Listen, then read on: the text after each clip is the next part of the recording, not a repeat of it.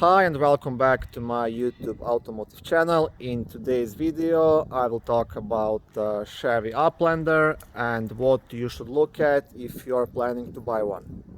So in this video I won't talk about look at the brakes, look at the tires, check suspension and stuff like that.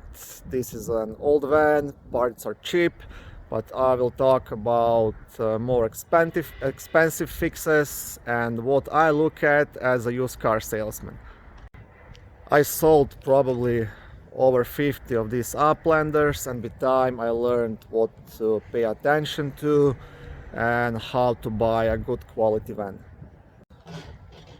So three most common expensive fixes on these vans are the rust, power steering and transmission. I absolutely don't care about tire condition, brake condition and other stuff, because like I said, parts are cheap, easy replaceable. Even if the body has lots of damage, I'm not worried about it. There's lots of used Uplanders around and you can find at least 20-30 of them on each salvage. So things like that, for example, don't worry me, because I know I can get the same paint bumper for like 50 bucks on any salvage.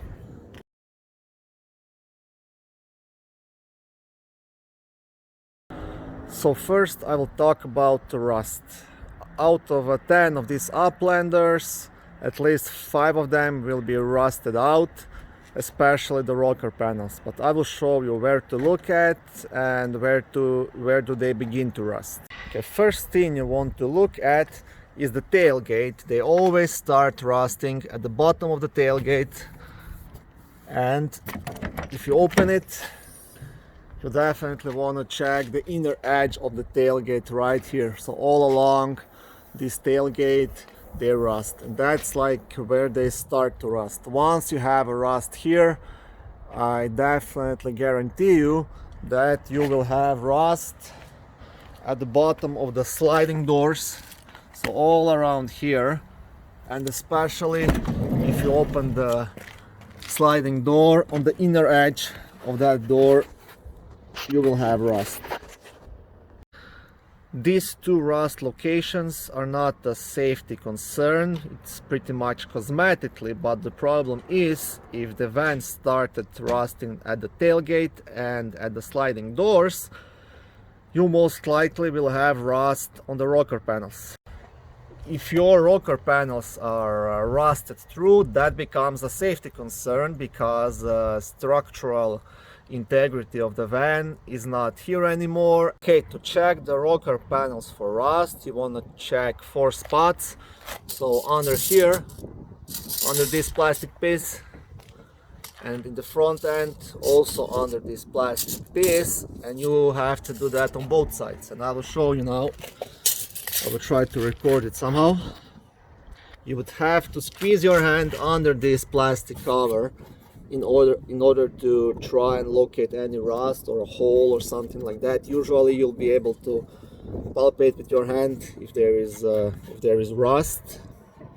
Try to go under now. So basically, if you squeeze your fingers inside here and you check all along this side, both rear end and the front end and both sides, and you'll pretty much feel if there is any rust spot. And like I said, that's a big safety concern. Okay, so to summarize, you will check the bottom of sliding doors, you will check the rocker panels here and here, do that on both sides, and you will check the tailgate inner and outer edge around here. As you can see, on my van there is no rust, and that's the only thing on the exterior that I look at, because it's easy and cheap to find any other parts if you have any dents, bigger scratches and stuff like that. If there is no rust on this tailgate at bottom of sliding doors, I pretty much guarantee you the rocker panels will not be rusted.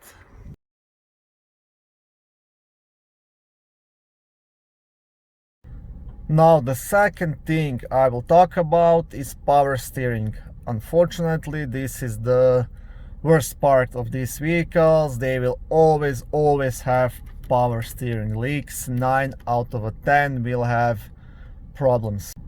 Replacing a power steering pump or a power steering pressure hose is not such a big deal.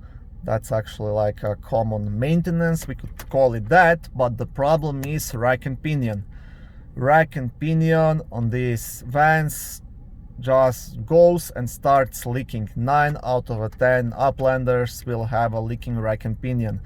That means you will have to replace the rack and pinion, most likely you will have to replace the power steering pump, and then once you do all that, you'll have to do the wheel alignment, so that cost adds up. Now, if you are taking the Uplander for a test drive, what you want to do first, so drive it around, do full circles, turn the steering wheel to one side, turn it to the other side. If you hear any kind of whining, especially when you drive and do the steering left and right, if you hear any kind of whining noise or something like that, that's the power steering pump, and most likely it's slowly going and probably leaking. Replacing rack and pinion on these vehicles is unfortunately unavoidable. It's gonna start leaking sooner or later, but if you're buying this van, you want to find one that doesn't have any leaks currently and the power steering pump is not noisy, then at least you have a year or two peace of mind, but I guarantee you'll have to deal with it, especially if you live in area with cold winters. Okay, I will now also show you how to check the power steering fluid level. Your power steering is right here, so just unscrew this guy and then wipe it with a shop towel and then put it back in to see the actual level. Okay, as you can see on this van, the level of power steering fluid is even a bit too high. So you want to be here under the marked area. I wiped it down so you can see better. So you want to be right here up to here. So if the fluid level is like all the way up or something, you should maybe be suspicious. Maybe the seller added up or topped up the power steering fluid so you don't notice any leaks or stuff like that. But if you hear whining noise when turning the steering wheel, that would be a sign of concern. Now I will show you how to check the rack and pinion underneath if there are any leaks. Now you can't see it perfectly because you won't have the car in the air on the hoist, but still you can check a couple of places. Okay, so if you look at it underneath, I'm not sure if I'll be able to show it all the way inside. Okay, you should look, you see there is like an old oil all around here. You should look around this area if you see any fresh oil. So all the way up to there inside. I can't really record it properly, but there is behind this bellow there is a rack and pinion unit, so you see there is some old oil deposit there. You want to check that, and I will show you on the other side. Okay, on this side you can see it better. You see there are old oil deposits here as well. What you want to look for, is there any fresh oil, is anything leaking down, dropping down. It's gonna probably drop onto this part of the frame, so you will see basically yeah, fresh oil. So that's something you want to look at, because if this is leaking, you'll sooner or later you'll have to replace it, and it's gonna cost you lots of money. Okay, I will show you on my computer as well, maybe it's gonna be easier like that. This is the rack and pinion complete unit with inner tire dents. So basically you want to check around this area here if there is any fresh oil dripping down, and around here mostly. But yeah, anyways, that's one you want to check out.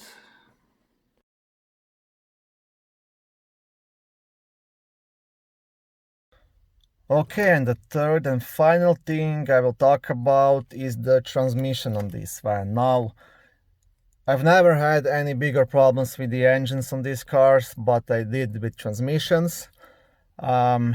These transmissions like to fail. they usually start slipping, especially from second to third gear and from third to fourth. So it always first starts with slow shifting or sudden shifting, so the shifting pattern is not right. So to test that, you will definitely want to take the Uplander for a test drive. First drive it slowly, see how it shifts, if there are any sudden shifts, any slipping of gears, things like that, and then try to drive it a bit faster with full gas, see how it acts up then, if it shifts nice, smooth or not, because I had to replace lots of transmissions on these cars, and yeah.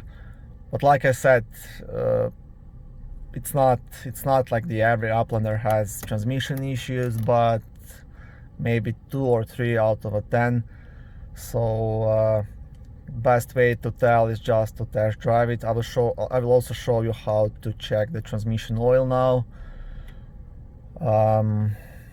Oh yeah, and one more thing I have to mention. So this transmission have like transmission filters.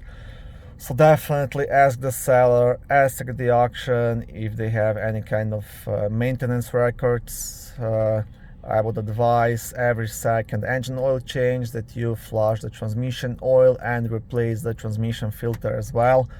It's not too big of a job, and it's gonna save your van pretty much, because if the van is maintained and that transmission is serviced, you won't have any problems. Even if you buy this van, change that transmission filter and flush the oil at least every 10,000 miles. That way you'll be safe, definitely. Okay, to check the transmission oil level, it's right here. You want to do it when the car is running. So the same thing, just pull this out, wipe it with your shop towel, and that way you will see the current level. Okay, and you want it to be between minimum and maximum. Mine was at maximum, which is still good, but like I said, it has to be somewhere in between. So check that transmission oil and definitely check for any kind of records if you have on that. Even if it shifts fine, drives fine, if you decide to buy an Uplander, I would advise you do the transmission flush and change the transmission filter just to be on the safe side.